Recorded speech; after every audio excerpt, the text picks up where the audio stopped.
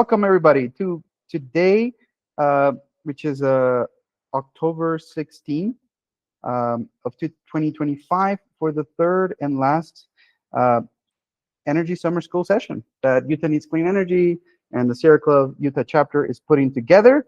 My name is Luis Miranda, and I work with the Sierra Club. I forgot to introduce myself, I think, possibly.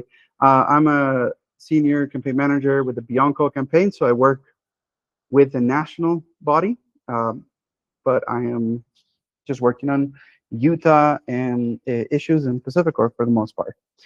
And cool.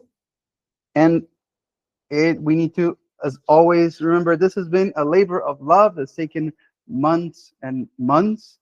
And so I wanted to just to recognize the curriculum team that has come together to make this a possibility. This includes Alyssa, who is here today, Natalie, who's not able to join us today, Chris, who's doing our AV, Joan back there, Stan as well, Emma, Maya is not able to be a part of today's session, but this has been our group of volunteers, and this is representative of a lot of the things we do here at the Sierra Club. We are a place where people can come together, community members, to try to act on things that are really important for them and try to bring change. And we're here to support you as club members as you take leadership on the things that matter to you the most around the environment. So thank you to the curriculum team for all the work you've been doing. And in terms of today's schedule, folks, I know that we were going to have this session back in September. We also had a very momentous week, the week before this, the previous class. And so we ended up postponing. And we know this is the class that most everybody was looking forward to. So we make sure to instead move that class to today. But know that this means that we still have a certificate being offered for this class. So yeah, as long as you've been able to be a part of each one of the classes, the 3 classes that we've had, or watch it online, you self-report yourself, we believe you if you say you did, and also draft a public comment or testimony, and you send those to us by email, and I'll give you some more instructions later. You can go ahead and have your own Energy Summer School certificate. If that's a thing that interests you, we're definitely offering that, and we'll do a little bit of a graduation in November, details to come. But now, I want to do a little bit of a refresher, because we talked on the first time, we talked about clean energy meeting the grid, but last time we met, it was 2 months ago. And we were talking about rate design. We talked about how, your bills get charged. And so, yeah, I wanted to ask you, this is the first prompt on Mentimeter. What is the most fascinating concept to you from last class? I'm interested to hear what your folks say. If you were not part of the classes before, then no worries. Let's see what other people have to share. And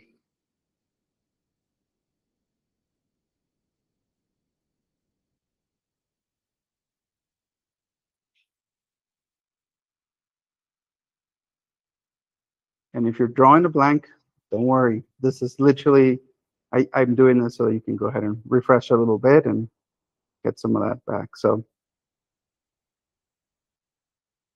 okay. So it seems like we have some entries. One of them says rate design, how the bills work. We actually looked into some bills. It was interesting to see how the opposite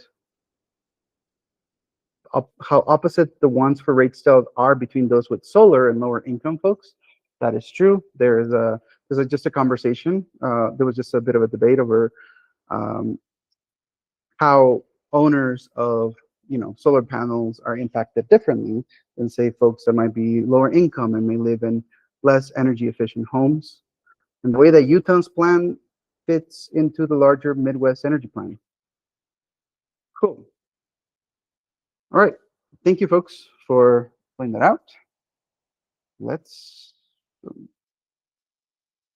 see anything else. So let's go ahead and just keep going then.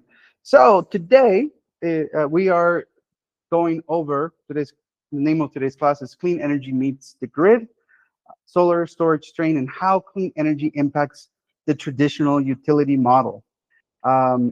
I am teaching this class because I was part of a course earlier this year with the New Mexico State University at their School of Public Utilities, learning more about utility training. So uh, a lot of these classes have been designed after that to make it more accessible, hopefully, to people in much shorter formats. And today's class is awesome. We're going to talk about kinds of clean and renewable energy. We're going to have a good section on nuclear. So if you've been interested in like the debates around nuclear, we'll discuss that a little bit, including the Natrium plants. We'll talk about solar, uh, the potential that solar has to meet our needs, but also the challenges that come with going into the grid. We'll talk about energy storage systems, geothermal, and we'll talk about the 2025 Integrated Resource Plan, which is quickly coming up, the public hearing later this month. Right? So we'll. Oh, I see that there's just a question, and the question is, does this work? Whoever asked this question, I'm happy to say it does. So well done. And if anybody has other questions, we can keep putting them here. So great. Excellent. All right. So first of all, we're going to start with talking about qualities of energy resources. What attributes does your power, does your energy have? Like when you think about energy, what is it to you? So I have a Menti. I wanted to maybe put that there for a second, and then here some out. But what qualities do you, when you think about electricity, what qualities do you feel are important to consider? We think about, oh, reliability. That's already a very deep one. That's awesome. Consistency, how much emissions they have, how affordable. Awesome. You go, cost. Are they renewable or not? Speed to ramp up, sustainability. That's true. Those are all very real. The speed to ramp up, if you folks remember from the first class, we talked about dispatchable energy and how coal and nuclear can take a while to get going, you know, if you wind them down. So yeah, that's all good. Great. These are true. So for this class, I'm going to be talking about just 4 particular qualities then that I feel will be relevant. So these are just 4 qualities that I feel are relevant. One is my energy clean or not? So does it have low or no greenhouse gas emissions? That's usually in the industry where people talk about clean energy, they're talking about the greenhouse gas emissions, not about waste or other components. Uh, so that's why I have an asterisk there. Renewable, is it renewable? Does it come from natural resources that replenish a rate faster than consumed? Is it dispatchable? Can it be turned on and off based on demand? And is it affordable?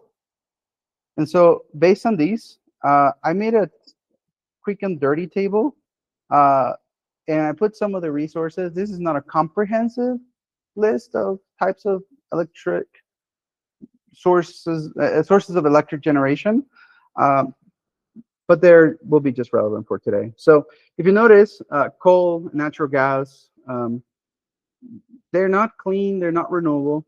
There's no surprises there, but they're dispatchable, right? You can go ahead and be dispatched on demand. Are they affordable? More and more coal is not, and natural gas, it just depends. But peaker plants are usually very expensive and also very high emissions. Solar and wind, typical renewable energy sources. We know that they're clean. There's no emissions. They're renewable. Are they dispatchable? Can we just turn on the wind or the sun on demand? Probably not. But are they affordable? Yes. And as we've talked about in class number 1, wind and solar are by far the cheapest um, electricity in terms of megawatt hours, dollars per megawatt hours over the lifetime of the resource. Yes, Chris.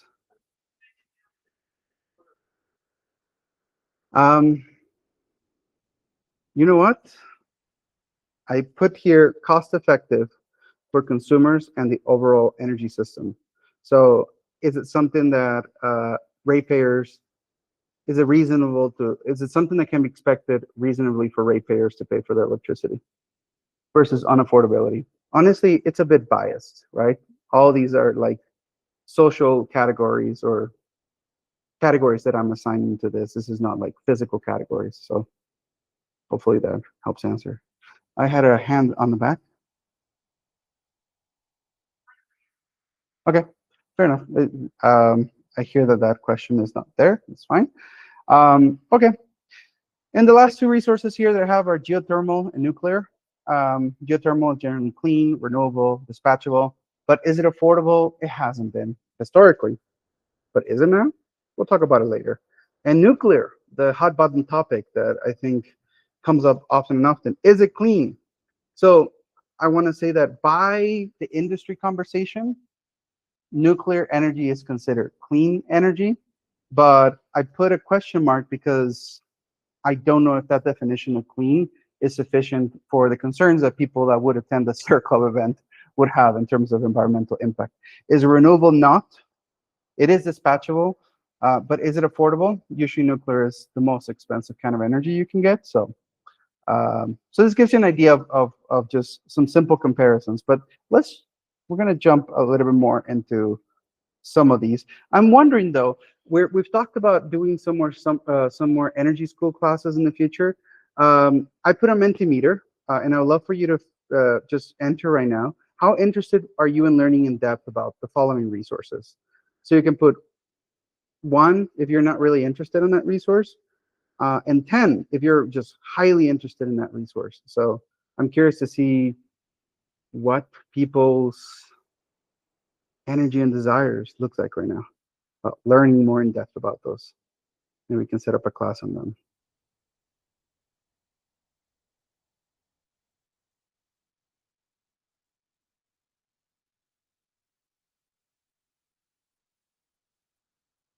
Okay. I'm seeing a spread. I see someone that had very little interest in solar. That's interesting. A lot of interest on geothermal and nuclear, of course, and wind. Okay, some interest in hydrogen. That's super interesting. Huh. Oh, Joan. Wait a second, Joan. I know you want to add to this, so please add to this. So I'm very interested in learning more about the grid, the WEC, the EDAM, all of that stuff that is being talked about a lot now. So about how we, use these resources that we have in a better way. Cool. Thank you. So I'm hearing interest not just on the resources themselves, but also more of the interconnection systems. So more of the macro questions that we've been dealing with. So duly noted, Joan. Thank you. Cool. Well, thank you for filling this out. And I can see geothermal has the most interest, followed by solar and wind. And the least interest is coming for hydrogen, natural gas, and coal. So let's keep going. Thank you for filling that out. And we're going to start first with nuclear, the hot button topic of the moment. I want to give you the perspective from like a Sierra Club point of view, but I also just want people to understand both of the pros that are coming into the conversation and the cons. So hopefully a little bit of a deeper combo. So first of all, when talking about nuclear, nuclear energy can come or can be generated from different forms of nuclear reactions. One is fusion, one is fission. And you might know this already. Fusion has to do with colliding two elements into one another, into creating a new one. And that process generates so much energy that that can be harnessed. The problem is that, can we actually do it, or are we actually doing it? Not right now. So today's clean energy, nuclear energy, is being generated from fission reactions. And do folks know which is the primary fuel of nuclear power plants these days? Keith says uranium, and that's right. That's right. And I believe specifically uranium 235, 38. 235. Thank you. Uranium 235. Awesome. And so I have a question for you. As of 2025, which country is the largest producer of uranium in the world? Do you know this? Who do you think it is? We got some answers.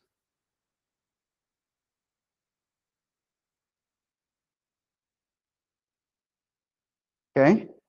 See, Canada, the United States, Kazakhstan. Nobody believes in Namibia. Okay. Namibia, it is a country just northwest of South Africa. Believe it or not. Okay. Cool. Well, the answer is currently the largest producer of uranium in the world is Kazakhstan. I don't remember who was followed by either Namibia or Canada, but Kazakhstan, Namibia, and Canada are the top three producers of uranium in the world. United States, it's not there. It's very small, and it comes maybe from milling and some other things. But specifically for the kind of fuel that some of the new nuclear power plants are needing, the United States actually doesn't produce that kind of fuel. That needs an enrichment that happens elsewhere. So we have a dependency outside of the United States for uranium for those power plants. So processing uranium, how clean is the fuel for fission? So right here you can see that you'll find in the Earth's crust, when you find uranium, you'll find like a combination of two different isotopes of uranium, 235 and 238. That just has to do with like the amount of particles that are in the nucleus of uranium. And so 235 is less stable, and so it's easier to fission. And so that's a kind of like hot radioactive material that you kind of want to use. But unfortunately, for the process, it's just less than 1%. The vast majority of uranium you're going to find is 238. And so after being mined, it has to be refined, it has to be enriched. And so you have to have like some centrifugal forces or some systems to be able to concentrate as much as possible of uranium-235 for it to be used as fuel. If you enrich it so much, you can make what people know as nuclear bombs. There you go. And so a nuclear fuel doesn't actually, like fuel for power plants isn't usually at the same enrichment level. But it still needs to go through some degree of enrichment to be able to use for fuel. And after that is done, then that has to be put somewhere, the waste. And I would say that currently the best option we have in terms of storing nuclear waste, I think, is in Finland, and it's a cave that would have been made like way deep underground.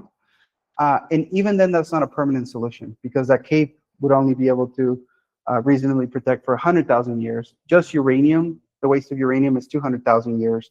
There's other nuclear waste that is even much worse from the process.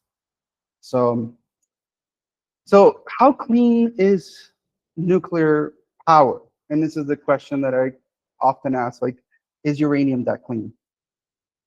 And I want to share the Sierra Club's nuclear policy.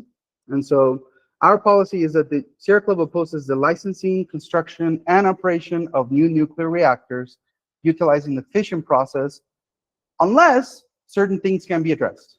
And the things we want to see addressed are: one, reactor operation, so safety in reactor operation; two, safety in the disposal of spent fuels, so what I mentioned right now; and three, possible diversion of nuclear materials capable of use in weapons manufacturing. So if those are resolved, we're okay with it. But as of right now, that hasn't really been properly addressed, and there also isn't the regulatory machinery for it. Somebody has a microphone? Let me pass the microphone over to Glenn. We have a question. Yeah, it's just a comment. I really believe the Sierra Club should add one other issue, and that is the mining issue. I've spoken during my campaign to the Navajos, where most of the uranium mining occurs in Utah, and during the 50s and 60s and 70s, they just were inundated with folks that were second cancer from working in the uranium mines. The only mill that's in the U.S. that processes uranium into what they call yellow cake is in White Mesa. The groundwater there is completely contaminated with radioactivity. That's the main source of uranium in Utah, and the Navajos who live there are adamantly against more uranium mining and processing on their territory. Yeah. Thank you, Glenn. And I think that's a problem for nuclear energy, and also can be a problem with the conversations around lithium and also other elements. The question of tribal sovereignty and how does the mining process of trying to get to this clean energy goal has also ethical implications in terms of who owns the land and also how things are treated and the degree of destruction and harm that can happen from it. So thank you, Glenn, for bringing that up. So let's talk about Bill Gates' silver bullet, Natrium. Natrium is the sodium-cooled fast reactor plant that Bill Gates' Terrapower is proposing to build. There's a lot of money going into this, and in fact, PacifiCorp is trying to build a Natrium plant right now in the site of a retired plant in Wyoming to serve, our PacifiCorp system. So I want to just give you some of the promises that come from it, right? So one of them, and it's very much, true, at least on the reactor side, is there's no greenhouse emissions, right? Nuclear fissile reactions don't create greenhouse gas emissions. They do produce nuclear radioactive waste, but at least there's nothing going to the air. Fair enough. Lower risk of steam explosions. Sodium-cooled fast reactors work differently than the normal reactors. Like when you think about Chernobyl and you think about Fukushima, they're water-based reactors. And so what happens when water gets really hot? It expands. If you're not cooling the reactor, you can get meltdowns. The idea here is that you're actually not using water, but they're using sodium, and sodium has a melting point that is relatively low and an evaporation point that is relatively high. So there's lower risk of steam explosions. There's also less waste with these ones because they can actually burn hotter. They can burn also some of the other elements that would have been burned usually with a water-based reactor. Overheating safety, in theory, sodium co-reactors wouldn't ever overheat, supposedly, because when sodium gets too hot, there's a separation enough of the particles that apparently disrupts the process. I don't fully understand it, but that's a passive safety feature of Natrium that we're being shared. And inside waste storage. They're also taking into account the fact that they need to store waste, and they would do it right on site of the Natrium reactor place. And so this has been pretty hot, and people have been really excited about it, including our Governor Cox, that tells us that I cannot take you seriously as an environmentalist if you don't believe in nuclear energy. However, we'll put forward that it's still a false solution, and let me explain some of those points so that you're aware of. One, in terms of reactor safety, it's true that there wouldn't be like water-based explosions or steam-based explosions. However, there's other kind of issues that come through. For instance, sodium is extremely flammable with water and air. And so we risk a little bit, we move the steam explosions risk, which is, there's still an explosion risk involved, but it will be less, into chemical fires, which will also be pretty devastating, putting all of those radioactive hazardous waste into the atmosphere.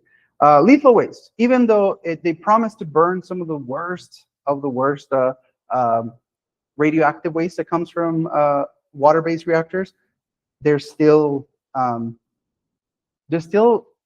things for which we don't have a permanent solution for. Folks, some of this is 200,000 years before it becomes safe for life. I'm hoping that humanity makes it another 1,000 years, right? Like we're not doing super great, and it's not great if we start saturating our planet with that. Also, we're talking about business. There's uncertainty in the global market for uranium that impacted the nuclear power back in the 80s and last century, and it's still an impact here, particularly as the United States doesn't really control very well doesn't have a control over the uranium supply. There's also the potential for nuclear proliferation. This Natrium plant actually needs higher enrichment fuel. And so you can actually, if you build those up, you can also build more nuclear weapons. And lastly, the biggest question that we pose is, even if you ignore all the safety risks, it's still hard to justify spending so much money when there are other more affordable alternatives. So even if we take the risk out of the question, we still have more affordable alternatives. So why we're going to put all of our eggs into that basket. So for this purposes, we'll talk about, we share a skepticism of nuclear, but of course, I give you as students the opening for you to figure out for yourself how you want to approach the nuclear question, particularly when talking to elected officials. So questions that we have so far. I think we've already asked that question and answered it, and then we also answered it, does this work? So any other questions at this moment before we move forward? Doug says that his dad died due to exposure to radiation from working at the Hanford site in Washington. So he's a very hard sell when it comes to nuclear power. Yeah. Yeah. Thank you for sharing, Doug. I'm sorry for your family's loss there. Okay.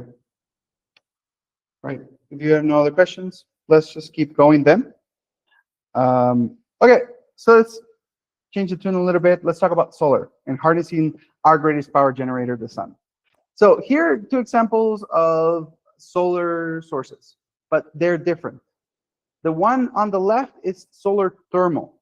If you notice, there's like a little tower in the middle, and there's a bunch of like panels.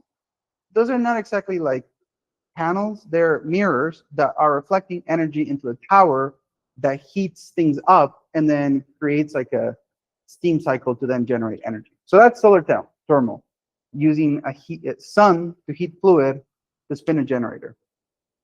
For the most part, when we talk about solar, we're not talking about that kind of solar. We're talking about solar photovoltaic, which is using energy from the sun to make electric, to make electric charges. And so, and for that, it uses silicon. There's a photon that comes, it pushes electrons, and it's actually a pretty stable process. And over the years, it's become a lot more cheaper to do solar photovoltaic. So, but silicon, we talked about mining minerals. Silicon is pretty abundant, but how abundant is silicon? So, folks, do you think is the most abundant, the second, the third, the fourth, the fifth? I'm curious if you'll get this. Where does silicon rank in terms of the most abundant elements in the Earth's crust? Okay. You don't. Oh my goodness, that would be very satisfying. Okay, it just worsened it up for some, our newer spiciness is definitely spicy right now. But those three folks, you are correct. It's the second most abundant element in the Earth's crust. That's a pretty big deal. It's pretty available. You'll find it in the sand, right? And it's also not as harmful as, say, uranium-235. So good to note there. And so when you're hearing about solar PV or solar photovoltaic, sometimes you hear rooftop solar, you hear about this kinds of solar energy. We're talking about utility scale, which usually means I am PacifiCorp, I am building a solar farm somewhere. You're driving down to Moab and you see it on the left side by Wellington, right? That's a solar farm. That's actually commercial photovoltaic, but I was trying to make a point about it being very large in scale and usually mounted on the ground. Commercial photovoltaic or commercial solar has to do with businesses installing solar in their places. That's why you'll see at the Public Service Commission industrial users like Walmart who will install solar panels in their businesses, right? So they have also an interest in it.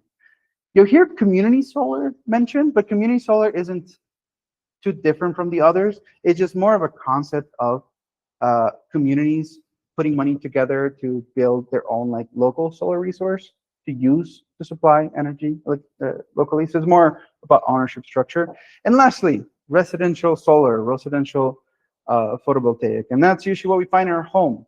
Usually you might hear the word as well, distributed generation, because when you have rooftop solar, it usually will be plugged into the grid at your home. And if there's additional electricity, that gets put into the grid, but it's not technically counted as, you know, consumption in the grid. So that's residential solar, and there's a lot of potential. And this map shows how much electrical consumption from buildings of like residential homes from low to moderate income households can be offset by using rooftop solar. The cool thing is that if you look at, this is meant to be the percentage of buildings that can offset. So the amount of capable residential buildings that can produce solar, that can meet the needs of their own geographical area. And the fact is that we have a lot of places where you can do over 100%, because if you make more than you need, you can sell it back into the grid, right? And you can help fulfill the needs of maybe other places that don't have it. So we have a question. Where's the mic? Thank you for being my mic person, Frankie. Is this just because that's where the sun shines the most? Is that like where the darker blue it is? Not necessarily, and actually not actually, because I actually has to do more with like the features of buildings. They did this by actually doing LiDAR scanning, like mass scale LiDAR scanning of around the United States of different residential areas that have to have particular features. So it has to do more with the architecture of it, and also the local demand. So, oh, we have a question from over here.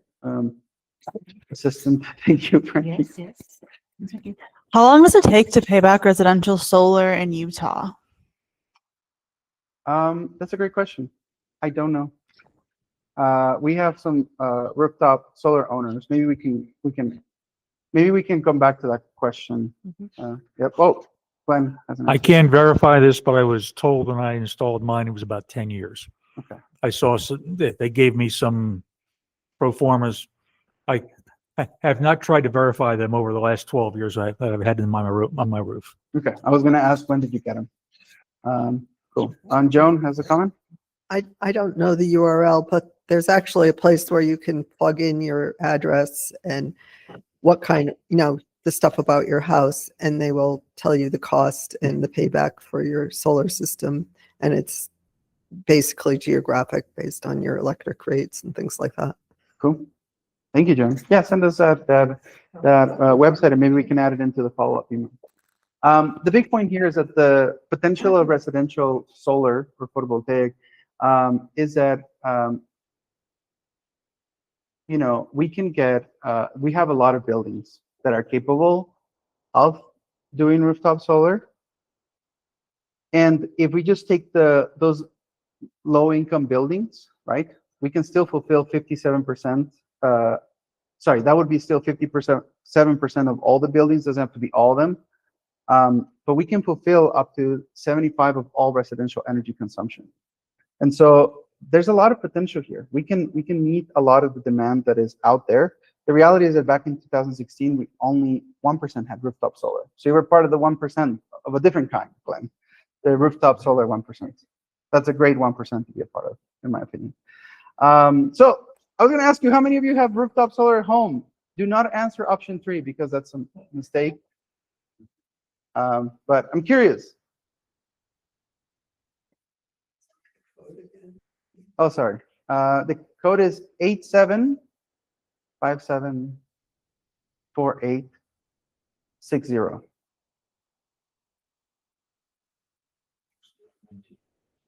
Okay, Code is on the TV, I don't know if it's probably too small. Okay, so most of us don't have rooftop solar, but we do have at least 3 people that have rooftop solar. I'm sure that we may actually have. Couldn't get mine in, so So at least 4 people. Cool. That's awesome. And so, big question is then why are we not building solar and wind everywhere? Why do we just not go on a crazy spree and economically speaking, not in a personal speaking for PacifiCorp, but just why is solar and wind not built everywhere? And so back to Menti. I'm curious to hear some of your thoughts of what you feel that may not be happening.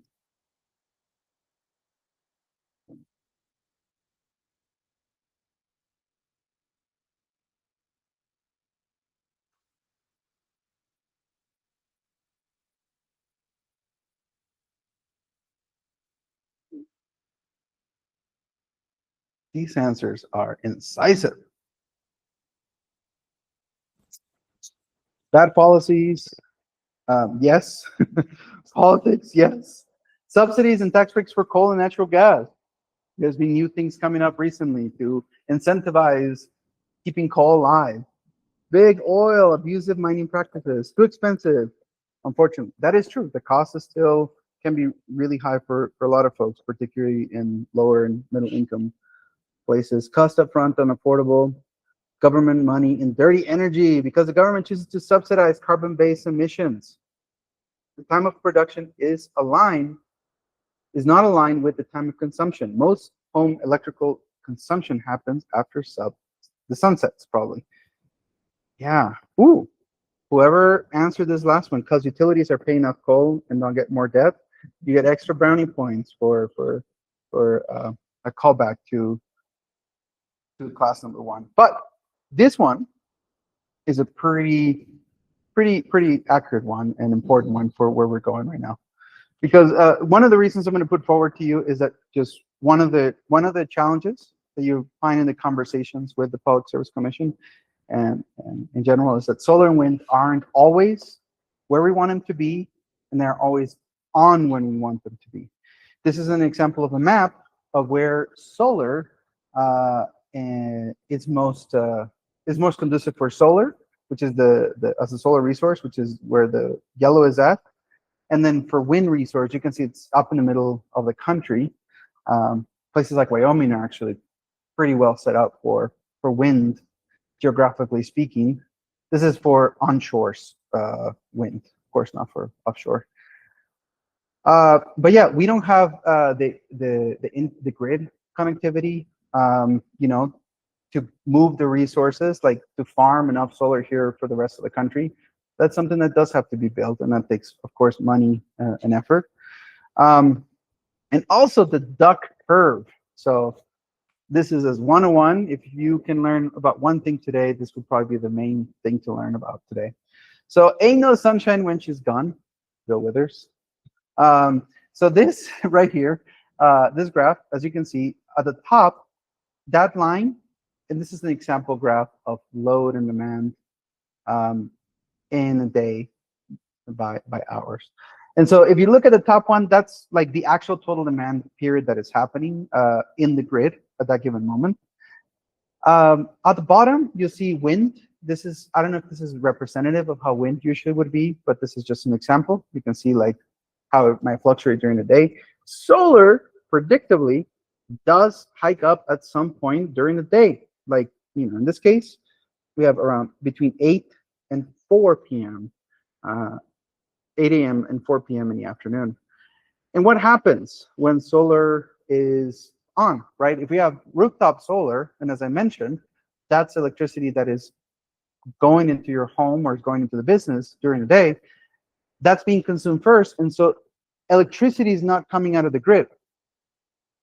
So the net load that you're seeing is that dip in the middle of the day because of the presence of more solar. It makes it like that dip is like the back of the duck. Um, the net load on the system, like what's actually needed, it decreases because there's a lot of sun and there's lot less demand. The problem happens when the sun goes away. Is also a time when we are all getting home and we need to cook and we need to clean and we have the kids, etc. The load all of a sudden increases, and also solar goes off, and now we have the head of the duck. And at that point, from an economic standpoint, we have a bit of an economics issue. So one, well, the big one is, remember with dispatchable energy, we said that's usually uses baseload energy. So here, like if you're here in Utah, that would be for the most part coal. If you do coal at 10 gigawatts, right, that's the lowest, right? You would generally keep that on the whole time. Ramping up coal, like the coal unit, is going to take you more than a day. Might take you actually a couple of days to get there. So it's not very responsive to these fluctuations. You have to use peaker resources, which in this case are gas plants, right?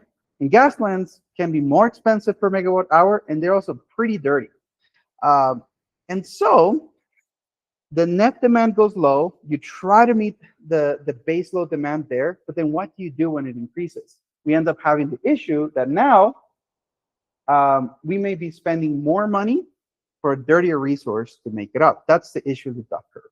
So that's the one, is we have the risk of overgeneration. This is a problem because if we overgenerate, we fry up the grid. So we really need to like then turn off solar panels. And if we're doing that, we're losing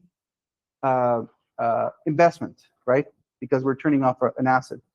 You had a question? Someone says, we should have batteries for solar energy? Beautiful comment. You're beating me to the punch, but we're getting there. And so, but yes, we'll get back to that. Good point online. And then the second point that I'm giving here is the need for a quicker ramp up during the low sun. Again, slow dispatchable energy is not economical to keep if you're not operating it at an optimal level. So that's usually, you're going to hear about the duck curve. This is one of the main, I think, attacks that solar and wind get. But I'm going to suggest something to you. I don't want to go into right and wrong. I have like the right answer to everything. But I want to invite you to maybe reframe a little bit of how we think about solar and wind. Because I think solar and wind, compared to like coal and gas and nuclear, they're peculiar resources because they can be both a primary and a secondary generator of energy.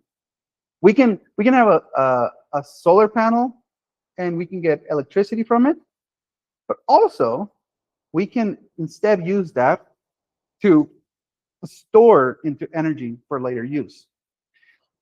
That flexibility should not, that versatility of wind and sun should not be used as a way to put wind and solar down, but often it is. And that's unfortunate, because you cannot do the same thing with coal, gas, and nuclear. You have to go through some kind of reaction to make energy, but you don't have to with wind and solar, and that's kind of cool. But the big thing here is it can be stored for later use. So this is now when we talk about energy storage systems, saving energy for when we need it. And I have a question for you, and I put in the setting for like competitive answer. So I'm going to ask you a question, and you need to answer, give me the right answer. I have 10 players ready. So let's go. The question is, there's a lot of urgency there. Which would you say is the original utility scale battery? Think about the OG, the thing that like the first kind of battery that a grid would use, that you would think historically at a scale of a utility, not just your remote control car.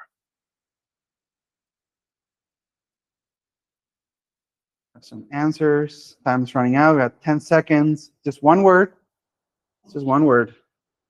I mean, I shouldn't tell you it's one word. Maybe it's more. Okay. The correct answer is dam or dams. Hydro. Ooh, okay, we had a bit of a diversity. Okay, that's cool. That's really cool. Because we'll talk about some of these other ones in just a moment. But yeah, the OG utility scale battery in some ways has been dams. Now, this is the Glen Canyon Dam. This is not an ad for like we should build more dams. Please, no. They're pretty destructive and they're really terrible for many reasons. But my point is, in a dam, you have a water reservoir that is you're putting things into, and then you're making a decision on when to release it. And there's ways in which you can do that at a utility scale that can, move the needle forward. So there's other ways of utility scale energy storage systems.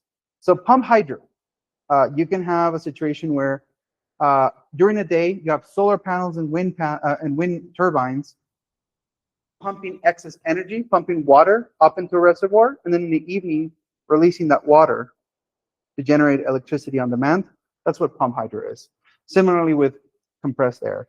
You have flywheels. This is super cool. You can put flywheels that are building up speed with the excess electricity from solar panels, and then once the sun is out, that can be used to produce energy. Batteries, lithium-ion batteries, of course. There's molten salt. There's hydrogen storage, and so I'm not here. I'm here to tell you that that's an important part of the solution, but it's also isn't perfect, right? With pump hydro, you need a place to put it at. You need mountains. You need geography, and that's not easy to find. For air, you need as well a place to put it. For hydrogen, green hydrogen is made with wind and solar, but that's actually pretty inefficient. So you should have gray hydrogen, which is just burning fossil fuels, and batteries are expensive, and there's ethical concerns over mining. But there is opportunity there. And I want to touch on one last resource before we start closing out for today's session, which is geothermal, how the heat from the Earth's core can power our country. So just noticing time, so I'm going to try to be more expedient here. So there's conventional geothermal that we've been used to. It's do a well into a hot water deposit underground, draw the steam out, move a turbine. Here we go. That's been the conventional geothermal process. That's actually not clean energy because it does include some emissions. There's a new thing called enhanced geothermal that is happening, where they're digging much, much deeper into the ground, and instead of going into a hot water aquifer, they go into dry, non-permeable rock to create their own aquifers, if you may, and injecting their own water, and it comes up then, moves the turbine. That's enhanced geothermal. And what's really cool, this is a picture of Milford. Catherine was there with me for the tour earlier this year of Furbo's Cape Station. This project is an enhanced geothermal project. The wells that they're digging are like 11,000 feet or more deep. Originally, it was going to be 400 megawatts, but now the project is actually not only on time, it's ahead of time. And they found out after they started building that actually it's going to be hotter and more efficient. So it's going to be a 500 megawatt project now, not a 400 megawatt project. And geothermal is now actually become, as of the last Lazard project, the Lazard levelized cost of energy report shows geothermal being cheaper than coal in terms of its lifetime of costs. So geothermal is renewable and is dispatchable.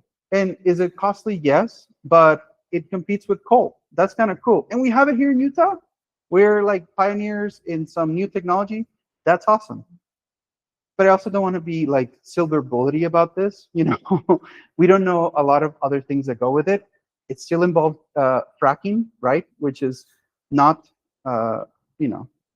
which is, and it can be problematic in of itself. It's a lot of oil and gas infrastructure being used for renewable energy that always feels a little bit like, But Furbo is doing some really interesting things. And the fact is that as Sierra Club, we've actually supported this project of Cape Station because we feel like is moving the needle in the right direction. But this energy is not going to you, folks. This is energy that is being harvested here, sold to California because PacifiCorp doesn't want this. So where do we go from here, right? Can we afford a clean energy transition? All these things, all this building of energy, that requires money, and it's a lot, right? Can we afford it? But on the other side of the coin, can we also afford not to transition to clean energy? We talk about the costs of like carbon, right? The social costs of carbon, what's happening to the planet, etc. And so here's some points. This is a lot. This is inspired, and I'm referencing here a lecture that I attended earlier this year at New Mexico State University. Dr. Jamal Mamhasabi from New Mexico State, and he brought up these points when he did his own lecture, which I thought was pretty important. One is that net zero by 2040 and 2050 is achievable. We do have the technology, the resources are available. It can be done.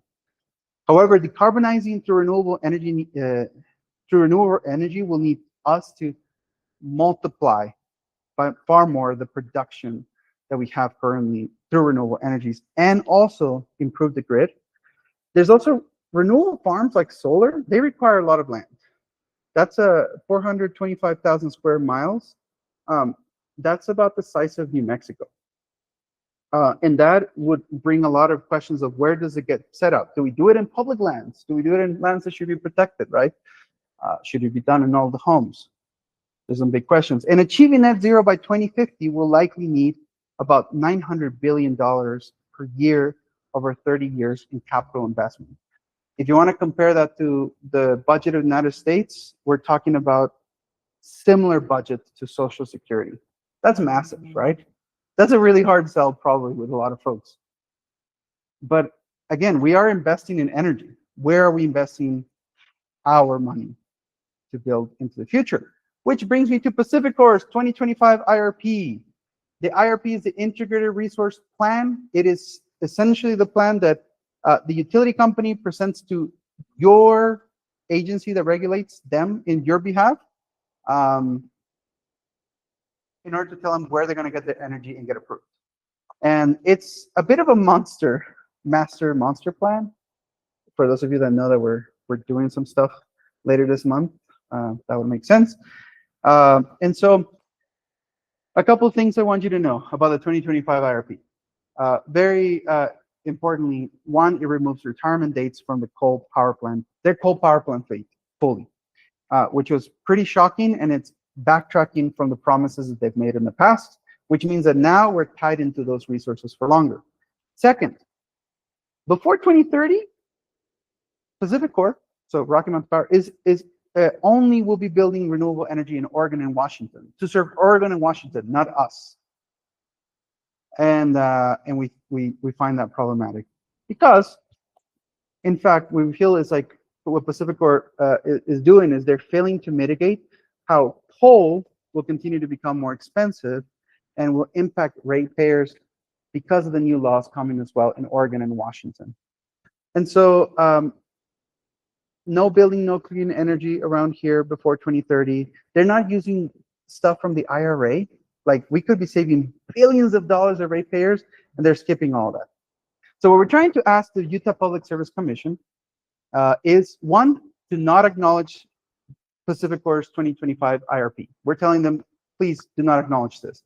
This is important because if they acknowledge it, that means that when a rate case comes into the future and they want to write up our rate, they can be like, you said that this was okay, and we don't think that's okay.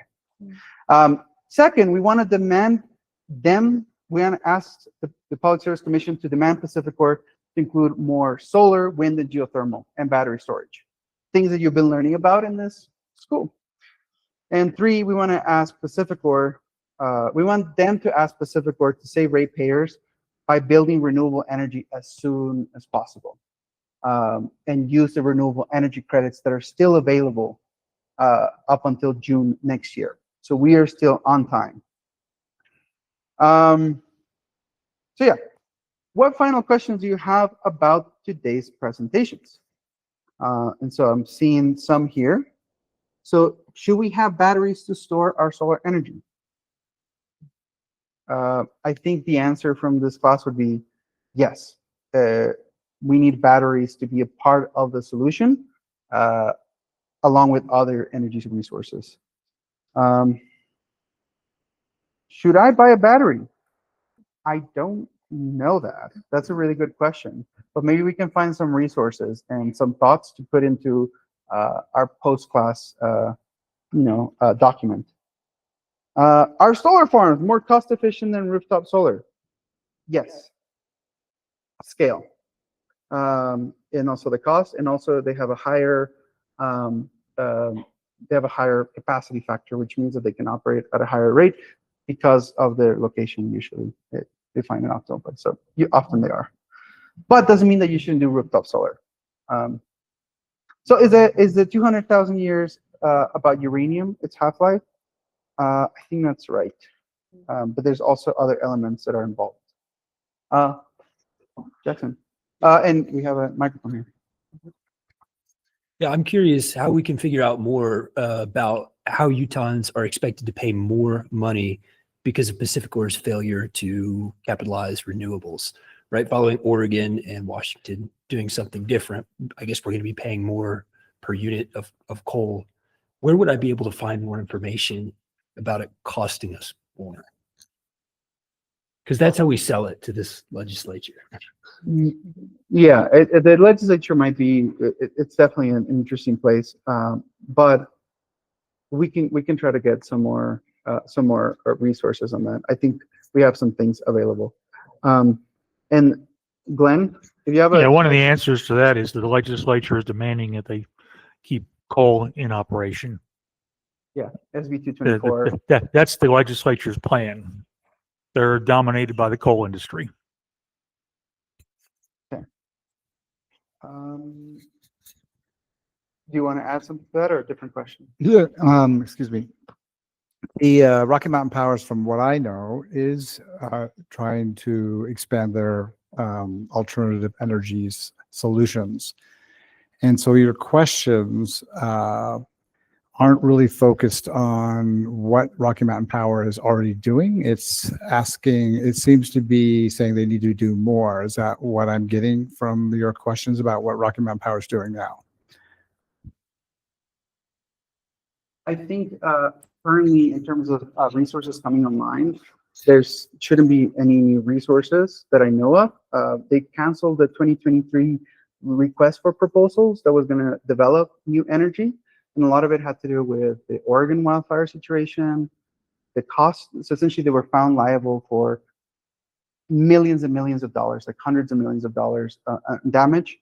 And so Rocky Mountain Power said, this is a lot of cost. We need to figure out where we're going to get them before we build more stuff. So they literally have been stopping building clean energy for some time. And so the only thing is Natrium that they're trying to work on. So I think you might be referring to something else, like the demand side management or. Go to the or Rocky Mountain Power website, you can see what they're doing. And Okay. I know that just because I work with leaders for clean energy. So it's all over their website. Yeah. So, but you're not addressing any of those things here. And it seems as if you're saying they're not doing anything locally, and they really are actually. Okay. But go to their website. See. Great, thank you. We can get back as well to that and discuss it more. Folks, I'm running out of time very quickly. So I need to, unless there's another burning question, we're gonna go back to this through like email form. Is there any other burning questions right now? Okay, burning question over here. Uranium 235 has a half-life of 700 million years. Uranium 238 half-life of 4.5 years. Okay. Okay, cool. Thank you. I need to do some things to close here. So, folks, I need to do some housekeeping. First of all, actually, I'm gonna at this point, I'm actually gonna stop sharing, and I'm just trying to get people off at the right time. I'm trying to respect people's time. So I'm gonna stop recording now. So